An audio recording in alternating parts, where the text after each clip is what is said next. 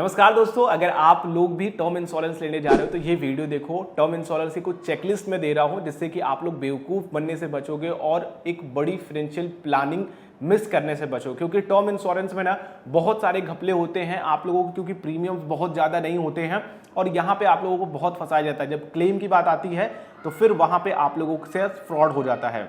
तो आइए जानते हैं कि क्या क्या चीजें आप लोग ध्यान रखोगे और किन किन चीजों से आप बच करके रहोगे जिससे कि आप लोग एक बेहतर टर्म इंश्योरेंस अपने लिए बाई कर पाओ।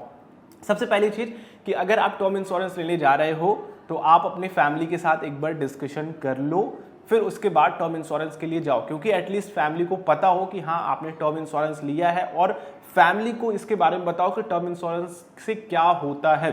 क्योंकि कई लोगों के अंदर मिथ होता है कि टर्म इंश्योरेंस एक इन्वेस्टमेंट है और यहां से उसको रिटर्न मिलेगा। आप बताइए कि मेरे ना रहने पे अगर मेरी किसी तरीके से डिमाइजेस हो जाती हैं तो ये आपको फाइनेंशियली सिक्योर करेंगी। ये पूरी तरीके से खुल करके बात करिए अपनी फैमिली के साथ, तब टर्म इंश्योरेंस लेने के बारे में सोचिए।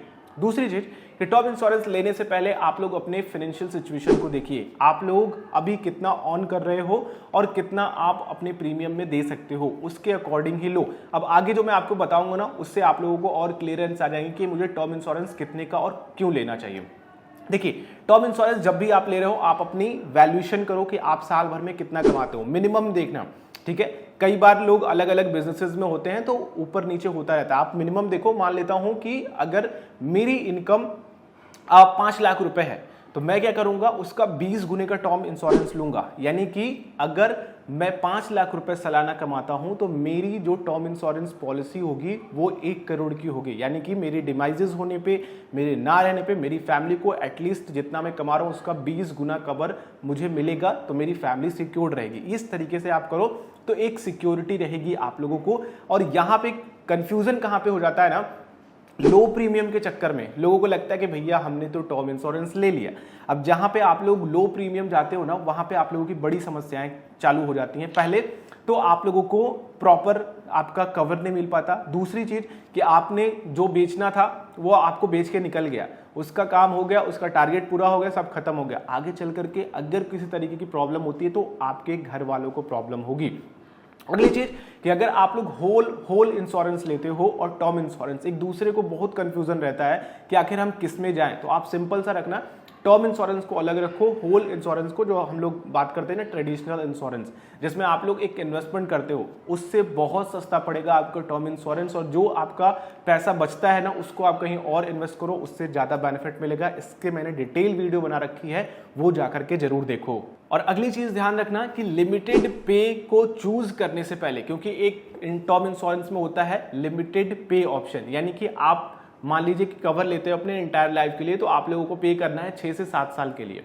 ठीक है, उसमें आप लोग पूरे इंश्योरेंस का प्रीमियम भर देते हो 6-7 साल में, फिर उसके बाद फ्री हो जाते हो। इसके चक्कर में दोस्तों मैंने बहुत से लोगों से बात करी है, उनका प्रीमियम गड़बड़ा जाता है और फिर वहां पे वो प्रीमियम मिस करते हैं और जाकर के उनको क्लेम लेने में दिक्कत होती है। ठीक है, तो ध्यान रखना कि आप लोग लिमिटेड पे का ऑप्शन चूज कर रहे हो तो आप लोगों की फाइनेंशियल सिचुएशन किसी तरीके से गड़बड़ानी नहीं चाहिए। अगर आप लोगों की जॉब फ्लक्चुएट कर रही है, यानी कि एक स्थिर जॉब नहीं है, तो आप लोग लिमिटेड पे प्रीमियम का ऑप्शन मत चूज करना।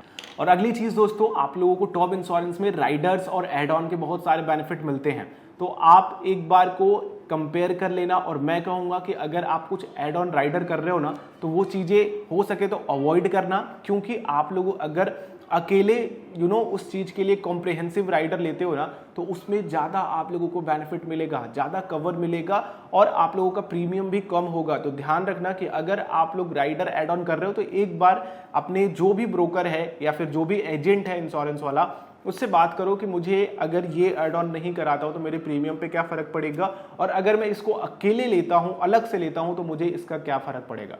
इन चीजों में, इन दोनों में आप एक बार प्रीमियम को देख लेना, आपको पता चलेगा कि आप जो अलग से ले रहे हो उसमें ज्यादा बेहतर बेनिफिट है और जो साथ में ले रहे हो उसमें कम बेनिफिट है।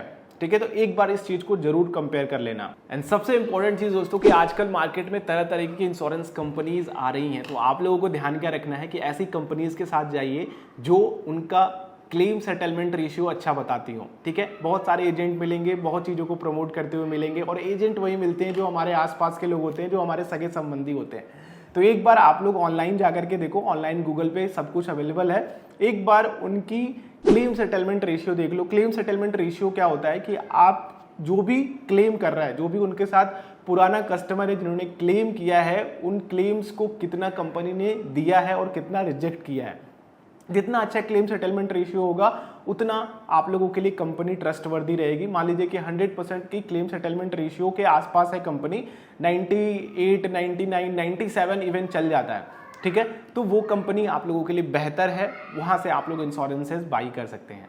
तो ये कुछ चीजें हैं, ध्यान रखिएगा। टर्म इंश्योरेंस लेते समय आप लोग बेवकूफ होने से बचोगे और साथ ही आप लोग एक बेहतर इंश्योरेंस अपने लिए बाई कर पाओगे। अगर कोई कंफ्यूजन या फिर क्वेश्चन हो तो कमेंट कर दीजिएगा। आप हमारे इंस्टाग्राम हैंडल पर भी आकर के अपने क्वेश्चंस को पूछ सकते हैं। इस वीडियो में इतना ही है। वीडियो अच्छी लगी तो लाइक कीजिएगा, शेयर कीजिएगा अपने दोस्त के साथ, अपने कॉलीग के साथ, जिससे कि उनको भी इसके बारे में एक चेकलिस्ट मिल सके, ठीक है। चैनल पे नए हैं सब्सक्राइब कर सकते हैं और बेल आइकन को क्लिक करेंगे तो आने वाली वीडियोस के नोटिफिकेशन आ सकेंगे। नेक्स्ट वीडियो मिलते हैं। आप लोगों का दिन शुभ हो। जय हिंद।